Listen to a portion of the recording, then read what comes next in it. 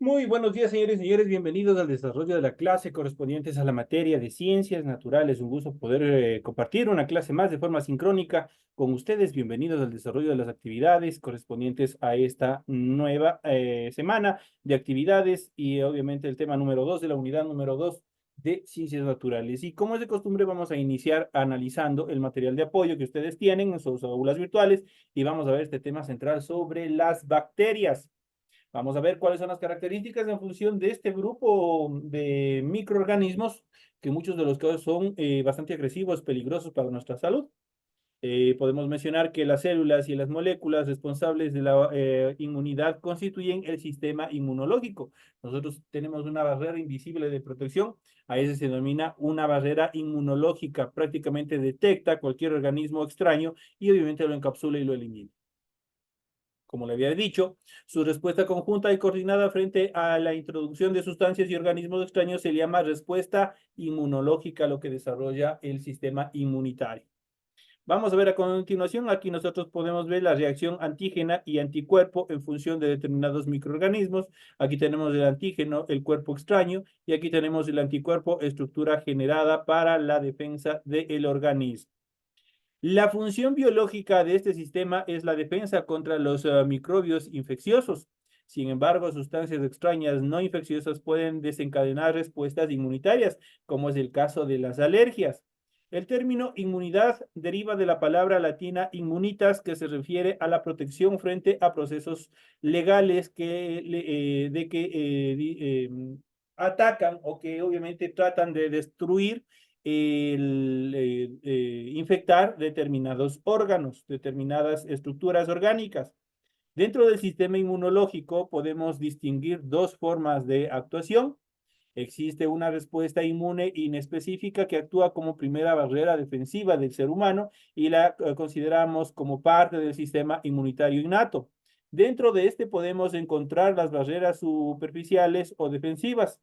Estas barreras defensivas se clasifican en varios tipos que son las primarias, en primer lugar. Vamos a ver cuáles son las primarias. Cuando hablamos de las primarias, estas son del tipo físicas, como la piel, las mucosas. Luego tenemos las químicas, tales como la saliva, el sudor, las lágrimas, y las biológicas, como la flora bacteriana que tenemos en nuestro organismo. En el nivel secundario, ahí obviamente nosotros podemos determinar los glóbulos blancos, los macrófagos, los monocitos, entre otros. Y por último, el terciario o el nivel terciario, en el cual obviamente nosotros podemos determinar los glóbulos blancos, los linfocitos T y los linfocitos B.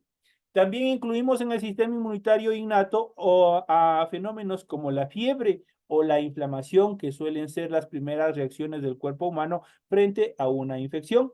Igualmente existen unas células específicas llamadas fagocitos que engloban y eliminan cualquier partícula que nuestro cuerpo reconozca como extraño y ajeno y obviamente peor como agresivo. Por otro lado, existe el sistema inmunitario adquirido. En este caso, nuestro cuerpo es capaz de memorizar a los patógenos que nos atacan y es capaz de reaccionar de forma mucho más específica frente a determinadas infecciones que ya son conocidas por nuestro cuerpo. En ella actúan los anticuerpos que reconocen al antígeno y actúan de forma concreta para combatirlo, además de los componentes que tenemos en nuestros cuerpos para combatir a las enfermedades. Podemos hacer uso de medicamentos como los antibióticos y las vacunas. El sistema inmune es, por tanto, un sistema de gran importancia en el ser humano, pero existen algunas enfermedades que atacan a este sistema. Estas enfermedades pueden ser muy graves, ya que nos dejan debilitados frente a otras infecciones. El ejemplo más claro de esto es el síndrome de inmunodeficiencia adquirida, conocido como el SIDA. Prácticamente el SIDA elimina justamente esta estructura que es el sistema inmunológico, prácticamente lo destruye. Y de esa manera, obviamente, queda nuestro organismo a expensas de cualquier virus, cualquier microbio, y obviamente puede desencadenar fácilmente cualquier tipo de infección o enfermedad. En cuanto a las bacterias, su evolución y la resistencia a los antibióticos es un problema bastante congénito. Nosotros aquí en Latinoamérica, especialmente los latinoamericanos, somos profesionales para automedicarnos. Cuando nosotros nos automedicamos, estamos generando una resistencia a los antibióticos. Eso quiere decir que la bacteria que en algún momento tal vez parecía que se desapareció con determinada medicina que nos automedicamos, más adelante puede desencadenar otro tipo de infecciones, pero esta vez ya puede ser mucho más fuerte la bacteria y por ende necesitará de antibióticos igualmente más fuertes. Por lo tanto, ya no son fáciles de eliminar de nuestro cuerpo y se genera un problema, que son la resistencia a los antibióticos. Las bacterias son un ejemplo más común de organismos procariotas unicelulares y presentan las siguientes características. Por ejemplo, la mayoría son células de forma esférica, cilíndrica o espiral y reciben el nombre de cocos, bacilos y espirilos respectivamente. Otras tienen forma de coma y se denominan vibrios. Las bacterias en el ser humano pueden ser beneficiosas, pero algunas bacterias también pueden provocar enfermedades como la tuberculosis. El registro fósil nos indica que las primeras células surgieron hace aproximadamente 3.500 millones de años atrás. Las primeras muestras de vida eran células procariotas. Los seres vivos se dividen en tres dominios. Por ejemplo, las bacterias, la primera instancia es representado por el reino de las bacterias, las arqueas, arquea, y por las eucariotas, eucaria. El árbol de la vida coloca a arquea y a eucaria más próximos entre sí que a las bacterias. En los dominios arquea y bacteria se incluyen los organismos procariotas, mientras que en el dominio eucaria se incluyen protistas, animales, hongos y plantas. Resistencia a antibióticos, como les había mencionado anteriormente, este proceso de resistencia a los antibióticos obviamente surge también por la irresponsabilidad de nosotros. La propagación de microorganismos patógenos resistentes a los medicamentos es una de las amenazas más graves para la salud pública y obviamente esto lo desencadena durante el siglo 2021. Hay dos tipos de resistencia. Por ejemplo, la primera resistencia, la resistencia inherente. ¿En qué consiste la inherente? La resistencia inherente se refiere a que las bacterias son sus propias, por sus propias características, no pueden ser afectadas por ciertos tipos de antibióticos. Un ejemplo son los micoplastos, los micoplasmas, los cuales no tienen pared celular y por tanto el grupo de antibióticos de la penicilina no tienen efecto sobre ellos dado su modo de acción. Por ende, son inmunes, son fuertes. Por más que se inyecten penicilina, estos no desaparecerán. En cuanto a la resistencia adquirida, se produce cuando hay un cambio en los genes de una bacteria que la convierten en resistente a un determinado antibiótico al que antes sí eran sensibles. Ahí interviene la mano irresponsable del hombre. Cuando ustedes tomaron cualquier tipo de pastillas, generaron justamente este proceso. Se convierten en resistentes a un antibiótico debido a que se cambiaron sus genes, se cambiaron su estructura de la bacteria. Las bacterias pueden desarrollar y adquirir genes de resistencia a antibióticos, los cuales producen primero proteínas en la pared celular que ayudan a la expulsión de los antibióticos fuera de la célula. Dos, enzimas que alteran a la estructura de los antibióticos. Y por último, las enzimas que degradan a los antibióticos y los eliminan. Por tanto, se vuelven mucho más fuertes este tipo de microorganismos y obviamente cada vez toca aplicarles una dosis un poco más potente, mucho más alta, para poder eliminarlos, para poder matarlos. Entonces hay que tener mucho cuidado dentro de las características y aquí nosotros te podemos ver el mecanismo de resistencia de las bacterias a los antibióticos. Tenemos el antibiótico que está ingresando, el enzima que degrada los antibióticos, la expulsión del antibiótico plásmido, tenemos en esta parte de aquí, tenemos el antibiótico, los genes que resisten a los antibióticos, el antibiótico como tal y el enzima que altera los antibióticos. Aquí nosotros podemos ver cómo prácticamente este microorganismo ha generado un proceso de resistencia gracias a su cambio de estructura molecular y por ende cualquier tipo de antibióticos que lo toque, obviamente este será totalmente resistente y podrá vivir y podrá continuar haciendo daño a las estructuras de un organismo. Para evitar el desarrollo de resistencias a antibióticos, es importante que estas medicinas siempre sean recetadas por un profesional, por un médico. No se recomienda en ningún caso la automedicación. Todos en algún momento hemos empleado antibióticos, para no generar resistencia a estos antibióticos, acudamos siempre que lo necesitemos a un centro de salud, al más cercano, para que sea un experto en salud quien nos recete las medicinas y todo bajo, obviamente, exámenes, todo bajo un análisis y un chequeo minucioso a fin de determinar qué tipo de antibiótico puede eliminar a determinada bacteria, determinado microorganismo que esté afectando a nuestro cuerpo. Así es que es importante tomar esas medidas de precaución. La próxima que vayamos a tomar una pastilla, cualquiera que sea, porque al vecino le hizo bien, porque a la vecina le sanó de la gripe, porque a la vecina le sanó de cualquier cosa, vamos a repetir ese medicamento en nuestro organismo. No, estamos generando problemas para nuestro organismo. Es que hay que tener mucho cuidado en el momento de ingerir algún tipo de medicamentos y sobre todo cuando tratamos con antibióticos. Hay que tener mucho cuidado.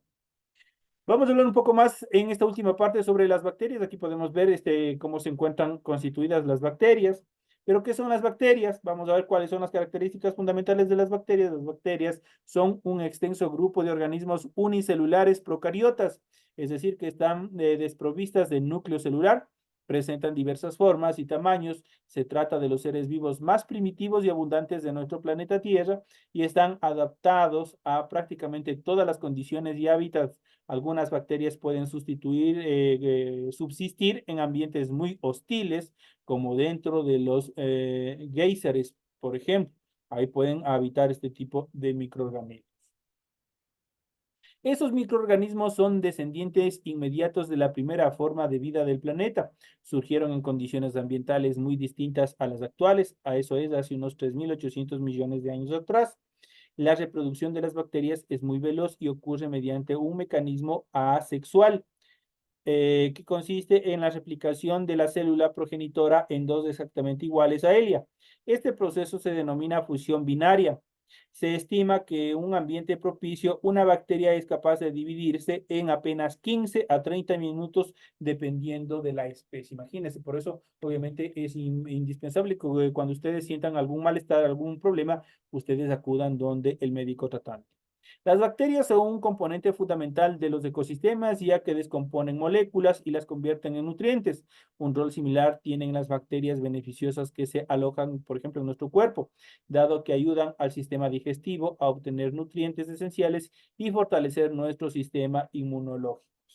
No todas son patógenas, hay algunas que obviamente tienen características bastante amigables con nuestro organismo. Antiguamente el término bacteria agrupaba a todos los organismos procariotas, luego se descubrió que las arqueas eran un tipo de microorganismos procariotas diferentes y se las agrupó junto con las bacterias en el reino Monera. En la actualidad, la taxonomía divide a las procariotas en dos categorías, el dominio bacteria y el dominio arquea. Ya vamos a ver más adelante todas estas características. En relación a las características de las bacterias presentan las siguientes características. Son seres muy pequeños, miden entre 0.2 y 10 micras, la millonésima parte de un metro. Solo pueden verse con un microscopio, ya que son unas 50 veces más pequeñas que un cabello. Son organismos procariotas unicelulares. Cada bacteria está formada por una única célula de estructura muy sencilla que no tiene núcleo ni también tiene membrana interna. Se reproducen por fusión binaria. Su mecanismo especial de reproducción les permite dividirse a gran velocidad y colonizar rápidamente el entorno en el cual desean contaminar. Habitan todos los ambientes del planeta, se les encuentra en todos los ecosistemas, incluidos aquellos en condiciones extremos. Son formas de vida primitivas, fueron los primeros seres vivos que surgieron en la Tierra, esto desde hace 3.800 millones de años atrás. Y de pronto por eso tratan de eliminarnos otra vez, obviamente, del daño que producen cada una de estas. En cuanto a la estructura de una bacteria, aquí nosotros podemos ver las partes en las cuales está constituida una bacteria. Aquí nosotros podemos observar, tenemos el ribosoma, prácticamente es toda esa estructura que nosotros podemos ver aquí, es el ribosoma. Tenemos el ADN de la bacteria se encuentra en la parte central.